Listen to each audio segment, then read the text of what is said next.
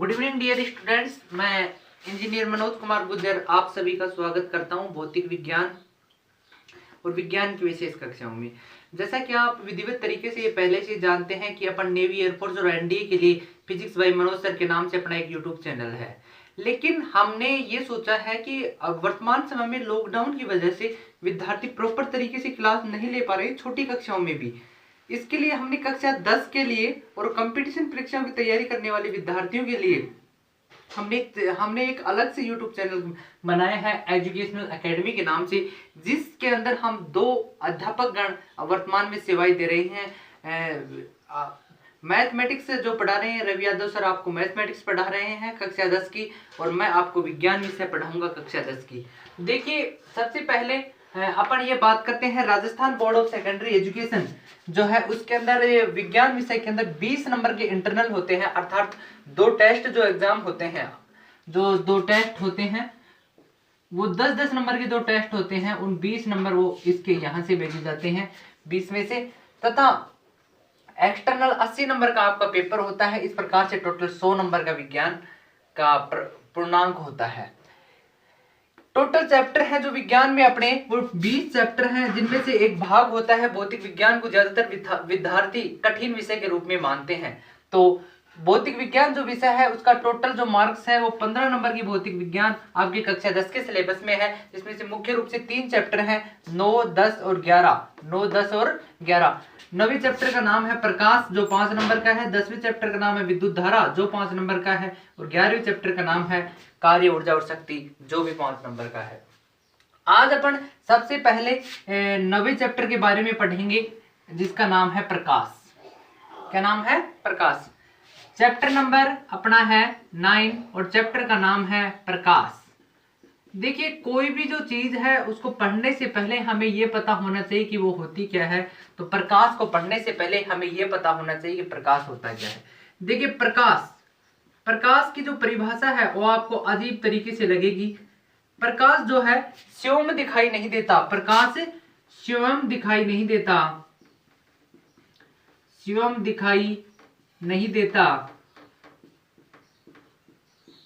परंतु यह दूसरी वस्तुओं को, प्रकाश स्वयं दिखाई नहीं देता परंतु यह दूसरी वस्तुओं को देखने में सहायता प्रदान करता है। दूसरी वस्तु को देखने में सहायता प्रदान करता है, सहायता प्रदान करता है। प्रकाश जो है खुद दिखाई नहीं देता परंतु दूसरी वस्तुओं को देखने में सहायता प्रदान करता है। जैसे देखिए, अपन देखते हैं, अपन यहाँ पर डिस्कशन की बात करें तो आप अब बताओ कि ये बोर्ड है, ये मार्कर है, और अपन विभिन्न चीजों के बारे में बात करें तो आप ये बताओ कि ये डस्टर है। लेकिन आपको प्रकाश जो है वो कहीं पर भी दिखाई नहीं दे रहा, अर्थात फिजिकली अपन बता नहीं सकते हाथ लगा करके कि ये प्रकाश है। लेकिन प्रकाश यही होता है, प्रकाश स्वयं दिखाई नहीं देता, दूसरी वस्तुओं को देखने में सहायता प्रदान करता है। निर्वात में प्रकाश का वेग, ये इंपॉर्टेंट बात है, 1 नंबर का क्वेश्चन यहां से बन के पूछ लेता है कई बार। निर्वात में जो प्रकाश का वेग है, निर्वात में जो प्रकाश का वेग है उसकी वैल्यू होती है 3 × 10⁸ मीटर प्रति सेकंड। मीटर प्रति सेकंड जो है वेग का मात्रक होता है, इसलिए मीटर प्रति सेकंड अपन यूज करते हैं। पर निर्वात में जो प्रकाश की जो वैल्यू होती है वेग की, जो 3 × 10⁸ मीटर पर सेकंड होती है। देखिए, आप देखते हैं प्रकाश के अंदर कुछ घटनाएं होती हैं, प्रकाश के अंदर कुछ घटनाएं होती हैं, उनके बारे में आज अपन डिस्कशन करेंगे। जैसे पहली जो घटना है प्रकाश की वो होती है प्रकाश का परावर्तन। प्रकाश का परावर्तन अर्थात इसे बोलते हैं रिफ्लेक्शन ऑफ लाइट। क्या बोलते हैं? Reflection of light, reflection of light, प्रकाश का परावर्तन। देखिए, इसके अंदर क्या होता है, प्रकाश से संबंधित किसी भी घटना का जब अपन अध्ययन करते हैं उसका अध्ययन करने के लिए अपने को एक चीज की आवश्यकता होती है जिसे दर्पण के नाम से जाना जाता है। किस नाम से जाना जाता है? दर्पण के नाम से जाना जाता है। देखिए, ये कोई दर्पण है, यहाँ पर सूर्य है, सूर्य से प्रकाश आ रहा है और दर्पण से, वायु से होता हुआ आकर के दर्पण से टकराता है। सूर्य से प्रकाश आएगा तो बीच के अंदर वायु आएगी, हवा है, वायु से होता हुआ आ रहा है और वो किससे टकरा रहा है? दर्पण से टकरा रहा है। यदि प्रकाश, देखना, यदि प्रकाश एक माध्यम से चलकर, एक माध्यम क्या है? वायु। यदि प्रकाश एक माध्यम से चलकर, दूसरा माध्यम क्या है? दर्पण। दूसरा माध्यम क्या है? दर्पण। यदि प्रकाश एक माध्यम से चलकर दूसरे माध्यम की सतह दर्पण से टकराकर वापिस उसी माध्यम मतलब कि वायु में ही आ जाए तो उसे बोलते हैं प्रकाश का परावर्तन। जब प्रकाश, दोबारा से देखिए, एक माध्यम से चलकर, एक माध्यम क्या था? वायु। वायु से होता हुआ आया, दर्पण से टकराया और वापस वायु के अंदर चला गया। जब प्रकाश एक माध्यम से चलकर दूसरे माध्यम की सतह से टकराकर वापस उसी माध्यम में आ जाए तो उस घटना को बोलते हैं प्रकाश का परावर्तन। जहां पर जो प्रकाश की जो किरण आती है उसको बोलते हैं आपतित किरण। जो आने वाली किरण को बोलते हैं आपतित किरण। जो किरण दर्पण से टकरा करके दूर वापस जाती है उसको बोलते हैं परावर्तित किरण। क्या बोलते हैं? परावर्तित किरण। क्या बोलते हैं? परावर्तित किरण। जिस भाग के ऊपर, वह भाग जिस पर आपतित और परावर्तित किरण आपस में मिलती हैं उसको दर्पण, उसके दर्पण का अभिलंब बोला जाता है। क्या बोला जाता है? अभिलंब बोला जाता है जिस भाग पर ये मिलती हैं।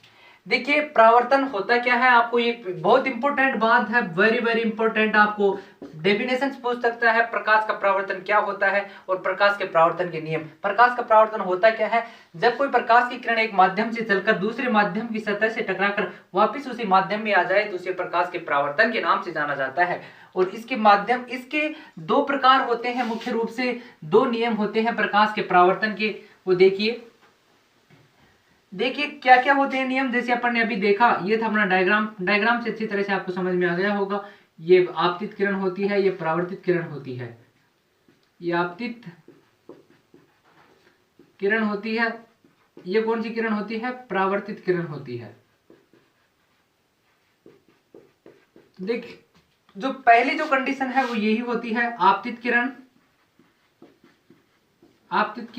व परावर्तित किरण, आपतित किरण व परावर्तित किरण तथा अभिलंब, आपतित किरण, परावर्तित किरण तथा अभिलंब,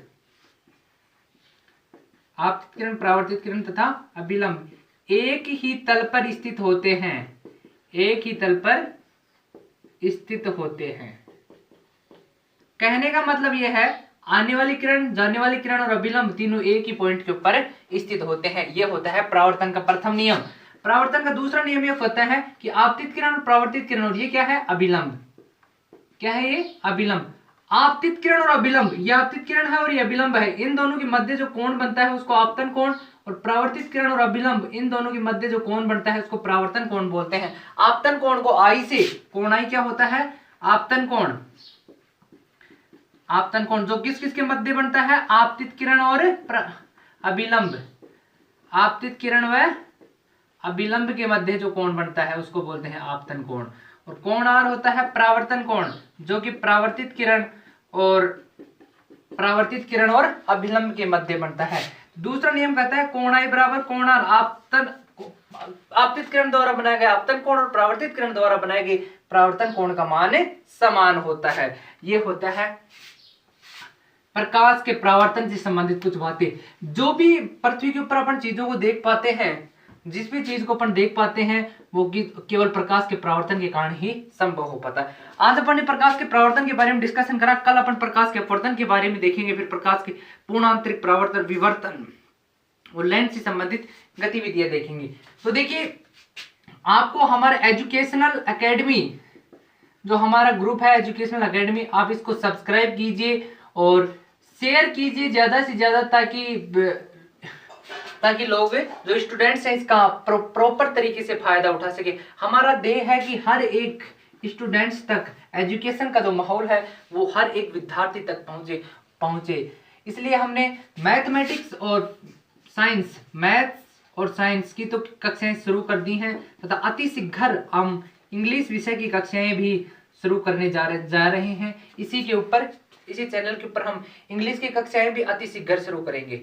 तो धन्यवाद, और हमारे एजुकेशनल एकेडमी जो हमारा ग्रुप है इसको सब्सक्राइब करना न भूले। Thank you.